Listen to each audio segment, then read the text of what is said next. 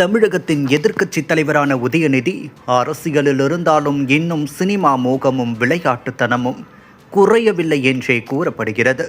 அரசியலில் அனைவருக்கும் மாணவர் என்ற இருக்கைகள் மீண்டும் மீண்டும் ஒரு சார்பாக பேசி சிக்கலில் சிக்கி வருகிறார். கடந்த 2 ஆண்டுக்கு முன்னதாக உதயநிதி ஸ்டாலின் சனாதனம் பற்றி பேசியது நாடு முழுக்க பெரும் சர்ச்சையில் சிக்கி நீதிமன்றம் வரை சென்று வந்தார். அப்படி இருக்கையில் மீண்டும் மீண்டும் அதே வார்த்தையை பேசியிருப்பது அவரின் அரசியல் அறிவு தான் என்றே விமர்சனம் வர துவங்கியுள்ளது. சட்டப்பேரவையில் உதயநிதி பேசுகையில் தமிழக மக்கள் ஒரு முக்கியமான செய்தியை நமக்கு சொல்லியுள்ளனர். எதிர்க்கட்சி வரிசை மிக மிக வலிமையாக இருந்து இந்த புதிய அரசை வழிநடத்த வேண்டும், ஆக்கப்பூர்வமான விமர்சனங்களை முன்வைக்க வேண்டும் என்று மக்கள் நமக்கு சொல்லியுள்ளனர். ஆக மக்களின் எண்ணத்தை பிரதிபலிக்கும் வகையில் தங்களது பணிகள் நிச்சயம் இருக்கும் எனவும் இந்த அரசு பொறுப்பேற்ற நிகழ்ச்சியில் தமிழ்த்தாய் வாழ்த்து 3வது இடத்திற்கு தள்ளப்பட்டுள்ளது. இது தமிழக மக்கள் மத்தியில் மிகப்பெரிய கோபத்தையும் அதிர்ச்சியையும் ஏற்படுத்தியுள்ளது. அதை எதிர்க்கட்சிகள் எல்லோரும் விமர்சித்துள்ளனர்.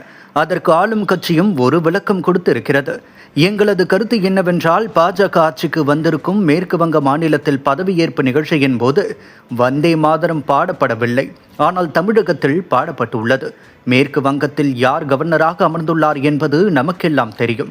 அவர் இங்கு கவர்னராக இருந்தபோது தமிழக சட்டசபையில் தமிழ்த்தாய் வாழ்த்திற்கு முன்னர் தேசிய கீதம் பாட வேண்டும் என அவையின் உடைய மார்பையே மாற்ற சொன்னவர்தான் இன்று மேற்கு வங்க கவர்னராக உள்ளார்.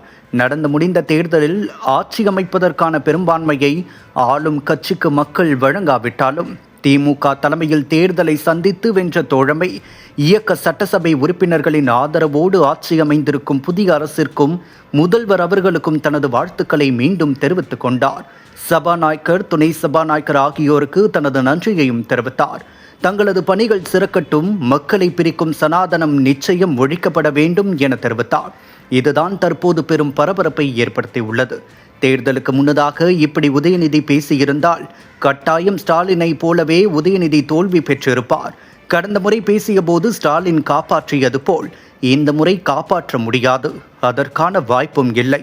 தற்போது நாடு முழுக்க உதயநிதிக்கு எதிராக கண்டனம் வலுத்து வரும் நிலையில் கட்டாயம் பெரும் பிரச்சனையில் சிக்குவார் என்றே கூறப்படுகிறது.